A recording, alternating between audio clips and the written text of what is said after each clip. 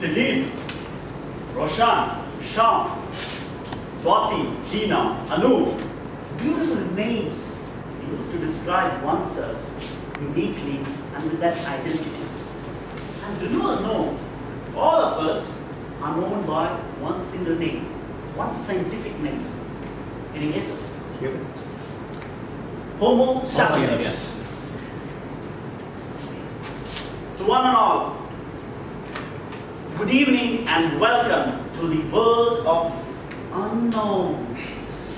Good evening. Good evening. Good evening. Too late. I have three unknowns with me. Three unknowns, three types of unknowns. And out of these three types, I like the first type. Play that first type of unknown. I would like to give you an example. It's a conversation between a dad and a kid. The kid starts, "Dad, why is the television in rectangular in shape?"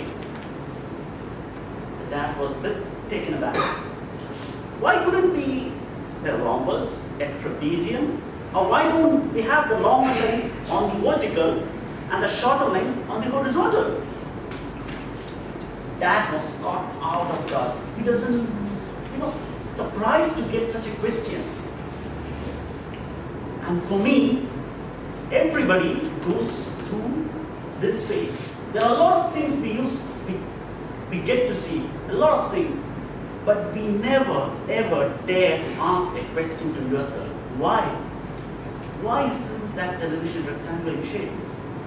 Well, of course, there is an answer to everything. There is a scientific reason why we have a television rectangular in shape. But as I said, we never dare to ask that question, why? And this is the unknown which I would like to emphasize during the course of the meeting. Just as an example of a dad and a kid, I'm going to bring in more examples during the course of the meeting. Now, for the second unknown, which is very common. Now, there are people who read lots of books, who gains knowledge. And there are people who doesn't read, and even then, they have knowledge. Now what happens is, no matter how long or how much you read, there are things in this world which you might not know. Now one of the things I would like to explain to you is, we all know a human life is once. Now there is a technology in this world wherein they are trying to have 2 times the human life. Now there is a field of engineering, a field of science called cryogenic. It's pretty tough to pronounce. It's C-R-Y-O-G-N-I-C, cryogenic. Now there are cryogenic centers. One of the famous or most prominent ones are the one based out of Arizona in the United States. The name is Alcott Life Extension Foundation. Now what they does is, they preserve the dead body.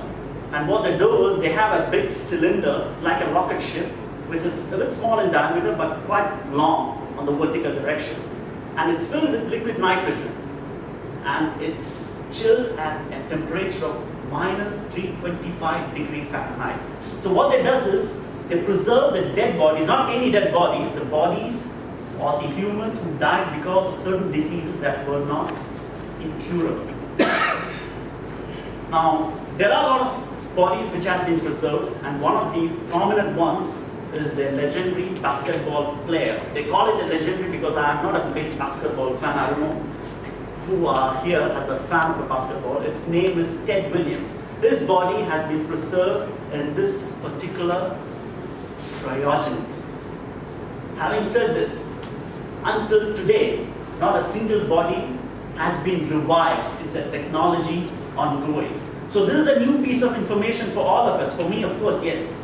And this is my second type of unknown. Now the third type of unknown, it's pretty evident in each and everybody. It's an unknown that arises because we forget. I would like everybody to take back to your childhood days.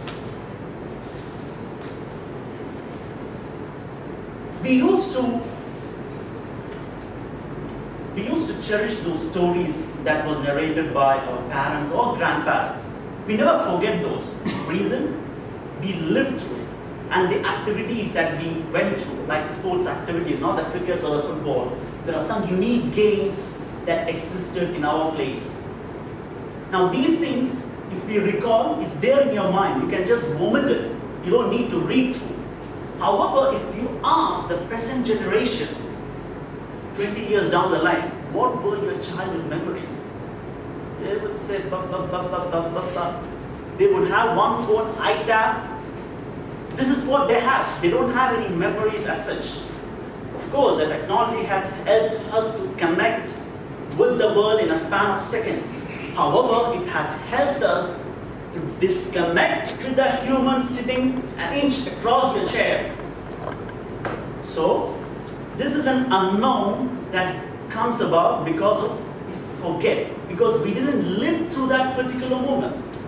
Now it's up to you to choose which type of unknown you like. For me, it's the first type, where we go through the everyday chorus and we never ask the reason, and we then, somebody asks you, that's when we go back, Google it, and get the answer.